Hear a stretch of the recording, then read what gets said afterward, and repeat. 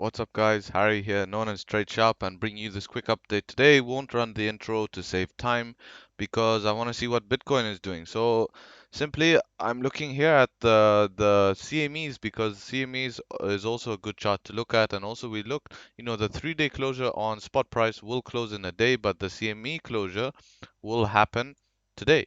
And as you know, how much importance we have paid on this Bollinger Bands, during this bull run, basically. We said when we close here, we're looking for some sideway action. We close below, and when we remain above, it seems to be calling the trends. And this is why I'm using the Bollinger Bands.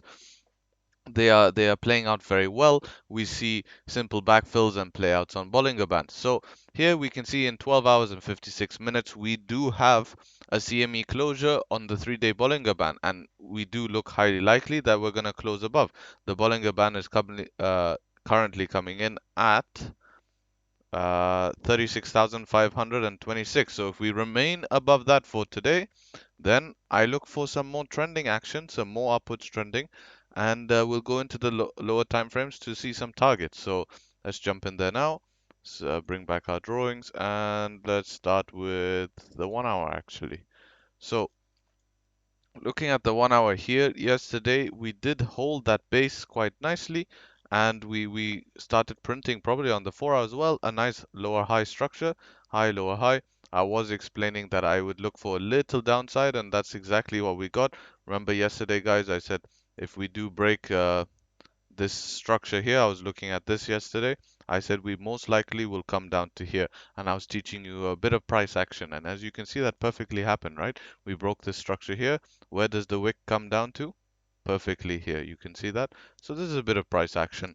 Uh, so that happened, and then we did bounce back, and then we actually got sold into a little bit, but we're still remaining above that. Of course, this $30,000 level remained very important. Now we remain we broke past the first level, sorry, and retested it and now continued up, which is obviously bullish. So we can say our new range is basically from here at 36,877 to 38,000. And this we can comfortably move up a little bit just to call the 1 hour time frame. Let's see what it's looking like on a 4 hour. I mean, I would prefer to keep it here just to be sure, but we can see that we established this range. So now it's very obvious, guys. We trade in ranges. This is why I trade in ranges, because it makes everything easier. If we do close properly above here, like a 4 hour close above here, I know it is technically closing, but I'm not bothered to move the line. The line would be here like this. Then I do look for us to, start trending up 39,000, 40,000, which, would look highly likely. But if we do start closing below this line here, then I do look for us to take one more swipe around this area here. Probably put in another lower high, like we saw here, lower high. We probably come in and swipe somewhere around this area here and then continue up. Or it's very possible we come down, retest this area here and continue up, or we break it. These are all the possibilities. But obviously, looking at the bullishness of this pickup here, so showing how strong this support has been, I do think maybe we would just come and put another lower high. Basically, all that means is that Bitcoin is ranging sideways, and we know that Bitcoin always has big runs and has to cool off, similar to what we saw back here, right? So we can see that, it's cooling off here, so that's totally fine with me.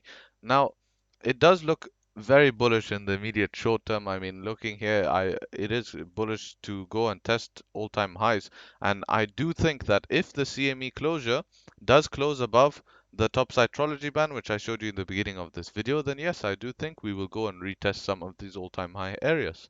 It will make it look highly likely because that has been our trend continuation in the past.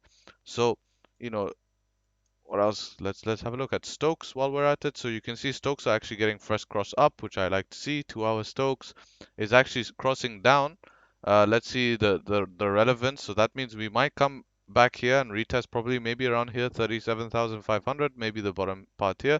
But let's just see the confluence in more time frames. You can see Stokes are still up on the 3 hour.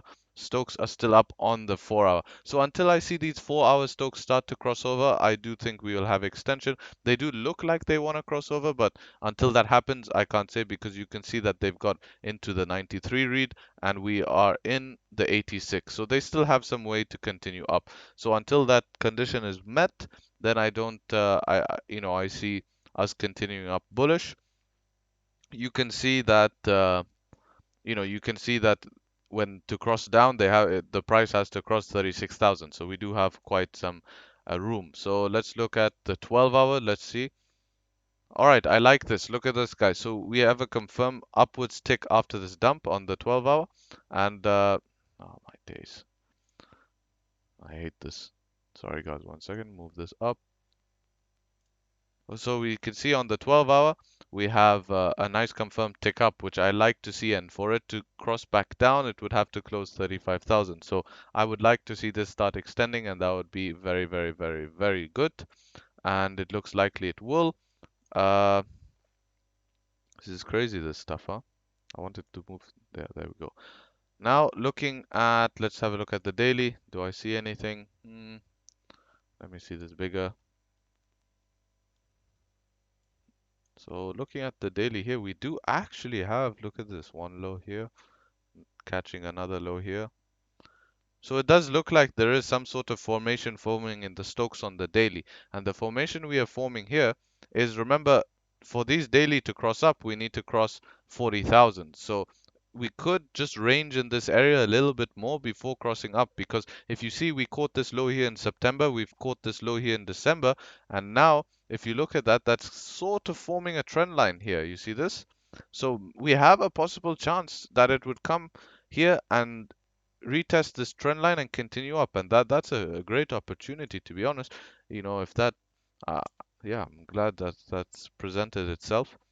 Yeah, I was saying before that it's getting a bit hot up here. So yeah, that definitely keep an eye on that. So we could expect some ranging, go back in the lower time frames.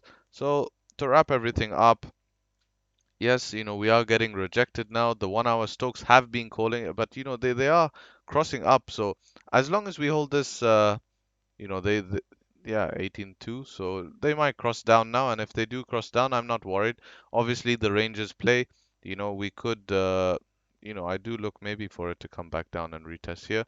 But if this holds, we're fine. We might just range break out sooner or later. I really want to keep the focus today on the CMEs, on the 3-day Bollinger Band close, because that's what's going to tell everything. It's all going to be determined on this. As long as we're closing above 36,490 on CME, no issues. I look for continuation. And yeah, with that said, hope you enjoyed. Remember, guys, take care and trade sharp. Peace.